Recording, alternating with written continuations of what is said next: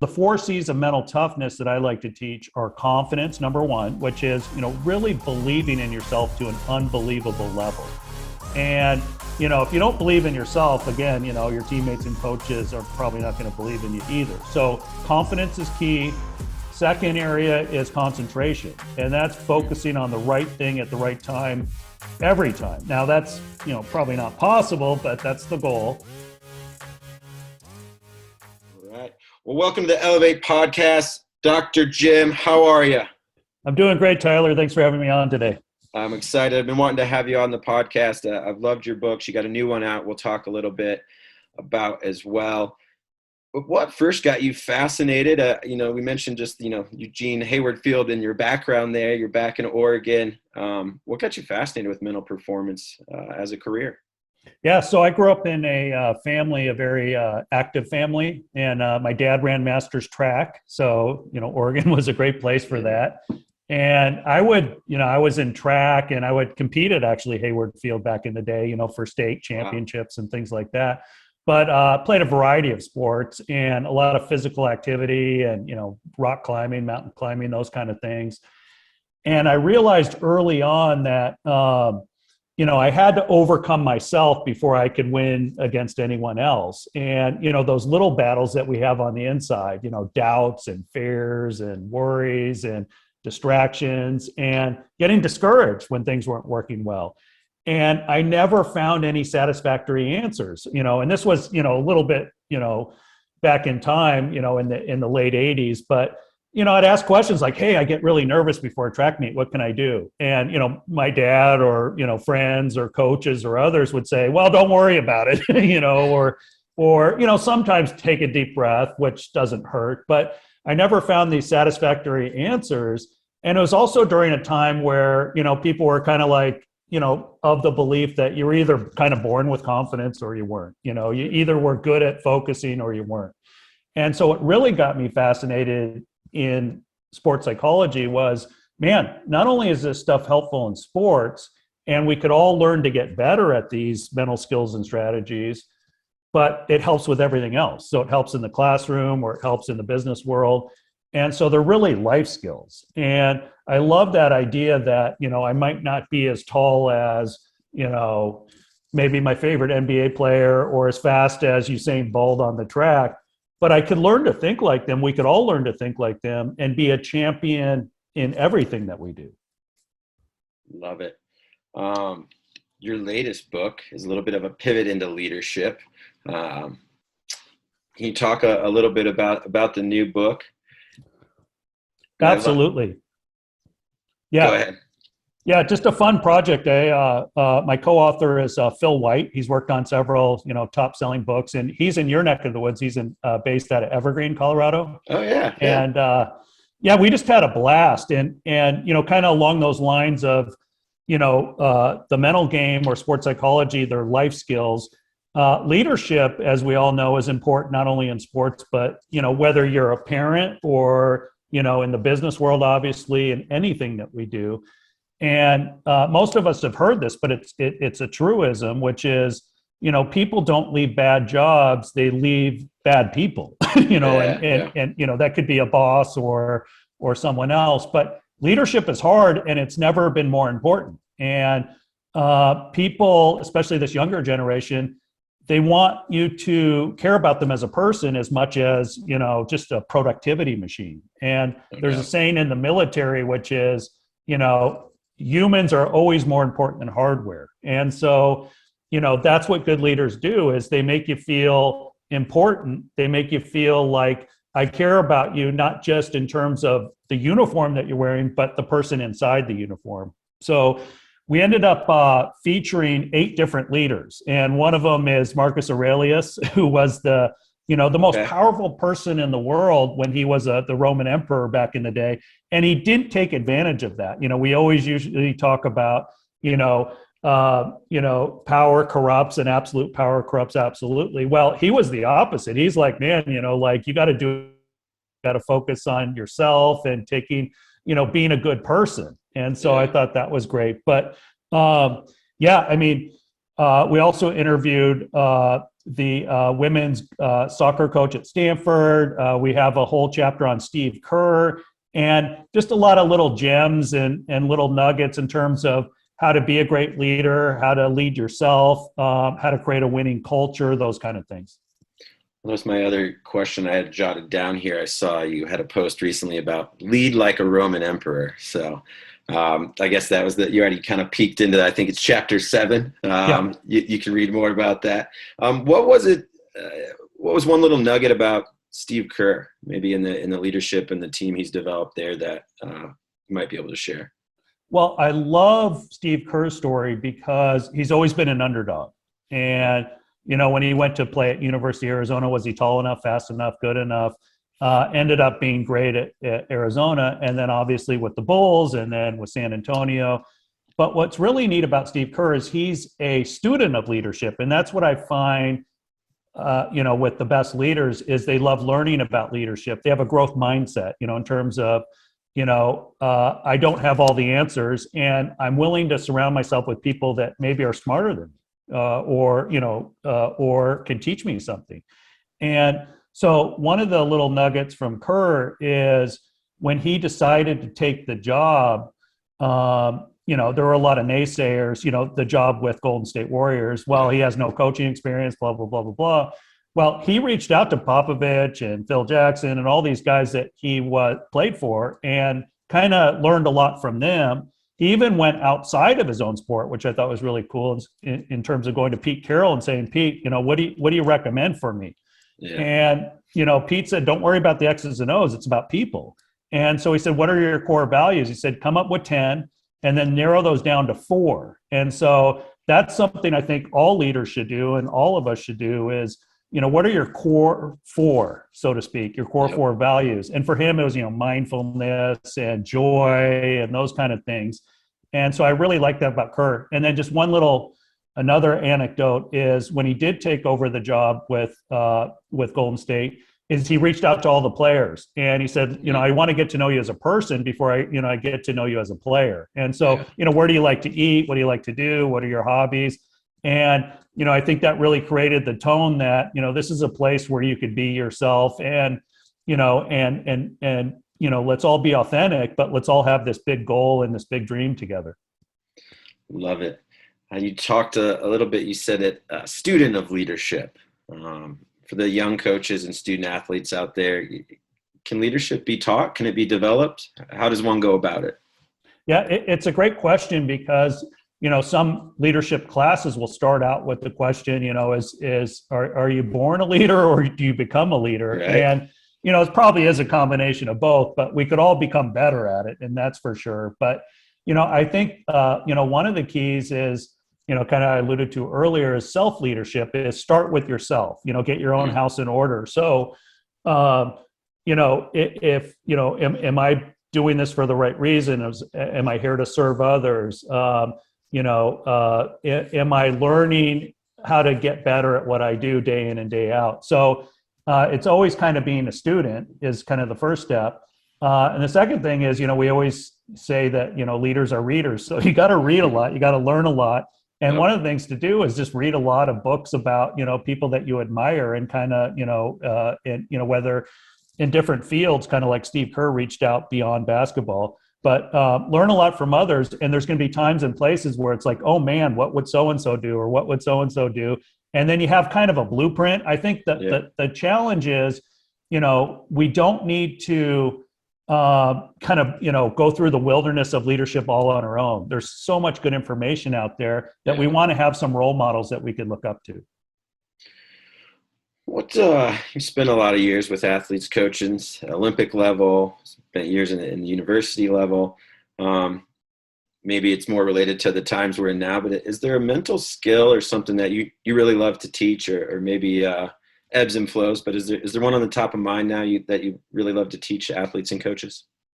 Yeah, I usually like to, it's a kind of a sports psychology thing of the what's called the 4 C's of mental toughness. And I really am big on mental toughness. Now, some people, when they hear mental toughness, they think of kind of the old school way of using the term, like, grit your teeth or, risk an injury or have someone yell at you while you're doing push-ups. Right, so, right.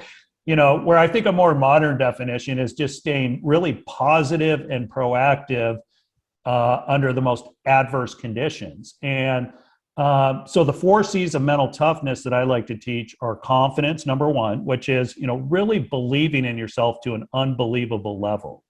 And, if you don't believe in yourself, again, your teammates and coaches are probably not going to believe in you either. So confidence is key.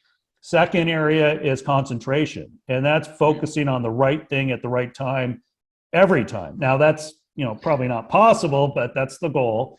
So, being more in the moment. Most of us are so, scattered throughout our day. It's really about, being where your feet are. And I like to use the analogy of, be a predator on the field when it's time to perform. So I like to joke, be where your fangs are, or be where your claws are, not just your feet. Composure is a big one too. And so that's the 3rd C. And that's really about, kind of keeping a cool head when the heat is on. So maybe you're down in a game, or, maybe, someone's chirping at you on the other, on the other sideline, and you gotta keep your cool, versus, getting too angry, or maybe even too nervous. So keeping a cool head. And then number 4, the 4th C is commitment. And that's really about having both feet in, and, kind of along the lines of what the Navy SEALs talk about, all in all the time. And so what I mean by, kind of commitment is that you don't give yourself an out. You're either committed or you're not, and you're not going to BS yourself. So if you say, I really want to go after A, B, or C, I'm coming at it with everything I've got. I'm going to put, throw the whole kitchen sink at it. And when times are tough, I'm just going to double down on my commitment. And, it's kind of recommitting every day. Most of us kind of find times to decommit where we really want to find times that we really need to, recommit to our goals. Yeah. I think the cool head, that C. Let's dial into that one for a sec. I know I struggled as a young athlete keeping a cool head. Different day and age for athletes and coaches now, whether it's anxiety or arousal control, just seems much more palpable around teams lately in the last several years.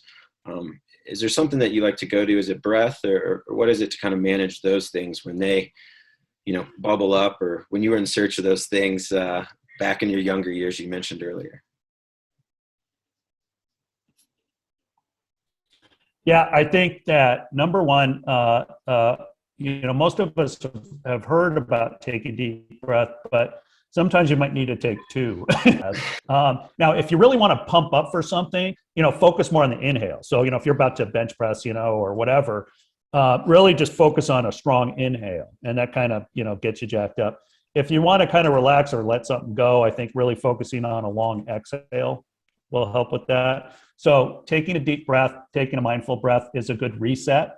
I think body language is key too. I was fortunate enough when I was a grad student at Michigan State to be around Nick Saban in the football program when he was there with the Spartans. And I always remember him telling the team, when your body language is down, you're telling the other team, beat us now. And so even if on the inside we're feeling panicky, keeping that cool head, at least on the outside, is important with good body language, because it says, hey, look, we're in control. I'm in control. We might be behind in the game, but you're never going to break our spirit. So I think that's important. But yeah, having little phrases as well, forget it and focus, or next play, best play, those kind of things are really helpful. But what I've learned from working with some of the best athletes and studying the best athletes in the world is they tend to underreact to adversity in the moment. It's almost like Roger Federer, like Nadal will hit a perfect shot against him, and then he'll go, oh well, and then win the next point. And, right. Where most of us would be, like, oh my God, the sky is falling. And they're just like, hey, there's plenty of tennis left, or there's plenty of opportunity left. So they underreact, keep their cool, and then get back on track again. So I think that's an important reminder. One way to underreact is to slow things down a little bit. I know when I have a lot going on, I tend to start driving faster. Right. like when I'm loaded, especially on game day. Gotcha. You mentioned Saban. Is there any other lesson from an athlete or coach that maybe sticks out that stuck with you and something maybe you reteach or share with others? One of my favorite stories from my first book, The Champion's Mind, is from Natalie Cook. And her story is fantastic for all of us. And she shared it in the book under the chapter Gold Medal Reflections. But so she was growing up, a young kid in Australia, and her grandfather really encouraged her to dream big and, said, hey, what do you really want to accomplish? What do you really want to go after in life? And she said, Grandpa, I want to win a gold medal. And he's like, great, go for it. And so step number one is set a, almost like a that's impossible goal.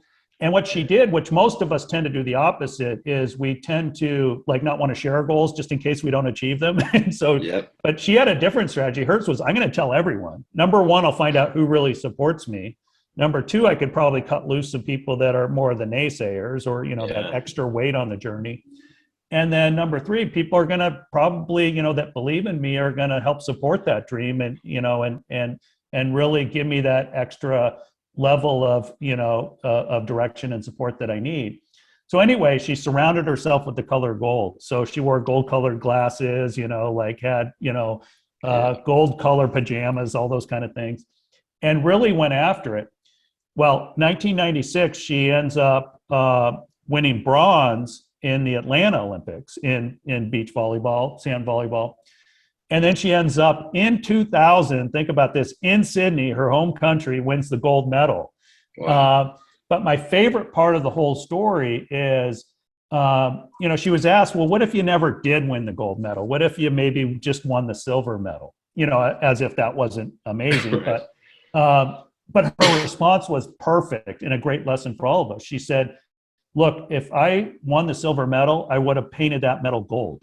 And her whole point was, it's not really about the medal, it's about living a gold medal life and having the courage to go after what you want most in life and have, kind of enjoy the journey. The journey itself was golden. And so I really like that. So, kind of the question for all of us is, to ask ourselves is, what can we start doing today that will make our own lives more golden? Great story. Love it.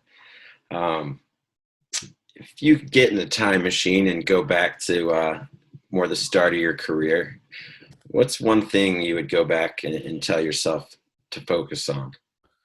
I'd probably have a long list of things. And fair. But one of them, I love this question. It's a great question for all of us to think about.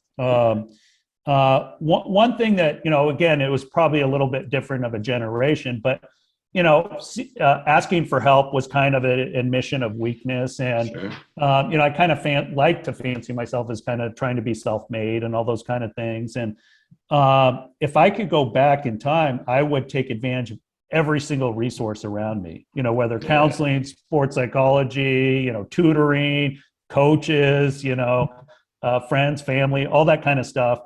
And kind of create this team of excellence around me.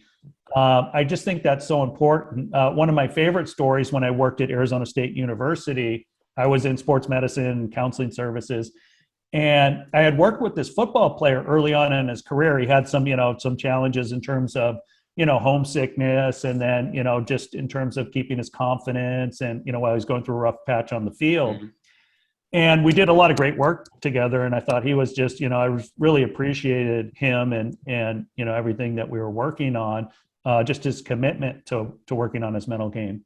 But anyway, near the end of his senior year, he came back to see me and he had been playing great. And so I said, hey, what brings you in? I'm glad to see you, but what brings you in? And he said, everything's going fine. I just realized that once I leave ASU, I'm not going to have some of these resources for free that that I've been kind of using since I started school. And I really love that. I said, oh, great, let's take you from, great to greatest, or whatever. But I just love that attitude that if someone's there to help me, I want that. And so I think more of us could really benefit from that, especially when it comes to things like mental health or whatever it is. the path. I'm lonely, but damn, I'm going to win, yeah.